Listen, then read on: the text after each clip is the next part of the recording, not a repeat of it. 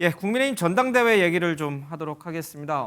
내일이죠. 내일 이제 국민의힘이 전당대회를 열어서 당대표를 뽑게 되는데 2파전이 될지 아니면은 결선 투표에서 뭔가 다른 변화가 올지 관심이 좀 지어집니다. 장동혁 후보와 조경태 후보의 얘기를 좀 들어보도록 하겠습니다.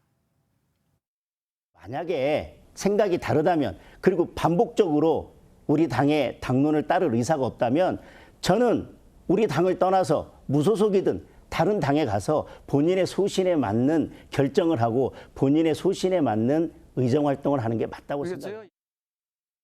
그냥 토론회 보시면 아시겠지만 나는 판사 출신이 맞는지 한심스럽더라고요. 그러면 헌법을 어기고 법을 어긴 사람을 왜 옹호합니까? 이거는 초등학교 1학년 수준도 안 되는 사람이 지금 우리 당이 남아있는 거 아닙니까? 법을 위반하고 법을 위반한 윤석열 전 대통령을 옹호하는 사람들은 정통 보수에 남아있을 자격이 없다. 후보 자격이 아니고 당원 될 자격이 없다는 거지요.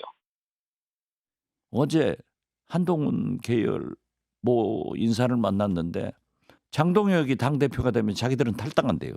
저는 김문수 전 장관이 대표가 되지 않을까 이렇게 보지만은 그 대표가 되는 순간 국민의힘은 분당된다. 국민의힘 분당된다에 어느 정도 퍼센트 거시겠습니까? 저는 100% 됩니다. 100% 거세요? 네, 돼요. 언제로 시점은요? 시점. 아니 전당대 후. 전당대회 후? 네. 그럼 지방선거 전? 그렇죠. 김문수 후보나 장동혁 후보 된다면 극우당이라는 걸 선언한 겁니다. 극우당이라는 것은 그 속성이 헌법을 부정해요. 그러면은 민주주의 체제에서 이런 정당을 계속 유지할 수 있느냐 하는 문제가 생길 거예요. 그런 고민을 국민의 힘이 하게 될 겁니다. 그런데 그 고민 속에서 어떤 분화 과정이 일어날 거라고 봅니다. 시간이 걸리더라도.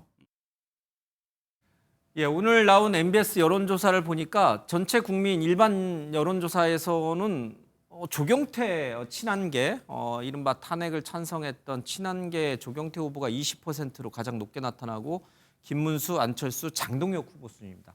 그런데 국민의힘 지지층만을 놓고 여론조사를 보면은 완전히 다릅니다. 장동혁 후보가 33%, 김문수 후보가 30%로 오차 범위 내에 있긴 합니다만은 탄핵을 반대했던 이 반탄파 후보 2명이 결선에 갈 것이다. 이런 전망이 좀 우세합니다. 이 두 여론조사, 대비되는 여론조사가 보여주는 건 뭐냐면 지금 앞서 우리가 화면을 들었습니다만 분당이에요. 분열이에요. 그렇게 갑니까? 그래서 저는 분당의 가능성은 아직은 조금 낮다고 보이거든요. 예. 왜냐 2017년도 박근혜 대통령 탄핵 때의 어떤 학습 효과가 있기 때문에 그때 보면은 그때 유승민 의원, 김무성 의원 등이 탄핵이 되자마자 바로 탈당을 했었거든요. 예. 탈당을 했는데 결국은 바른정당을 만들어 탈당을 했지만 결국은 바른정당이 성공하지 못하고 안철수의 국민의당과 합쳐서 바른미래당을 만들었지만 성공하지 못하고 결국은 국민의힘과 합당을 하는 그런 일이 있었거든요. 예. 그렇기 때문에 아마 지금 당장은 저는 국민의힘이 이번에 탄핵에 반대하는 후보가 당대표가 된다고 하더라도 어떤 당내에서 계속적으로 한동훈 전 대표를 비롯한 어떤 쇄신의 노력이나 이런 것들이 계속 이어지지 밖으로 아직 나가기에는 아직 여건이 성숙되지 않았다. 국민의힘이 물론 계속적으로 이제 탄핵 반대하는 이런 여론을 계속 강하게 되면 어쨌든 국민으로부터 계속적으로 지지율이 떨어질 부분이 있을 수도 있는데 그렇더라도 밖에 나가려면 그럼요. 적어도 안철수, 오세훈, 그다음 한동훈, 이준석 개혁신당까지 포괄되는 그런 어떤 새로운 조금 조건들을 만들어져야 좀 나갈 수 있다고 보이고요.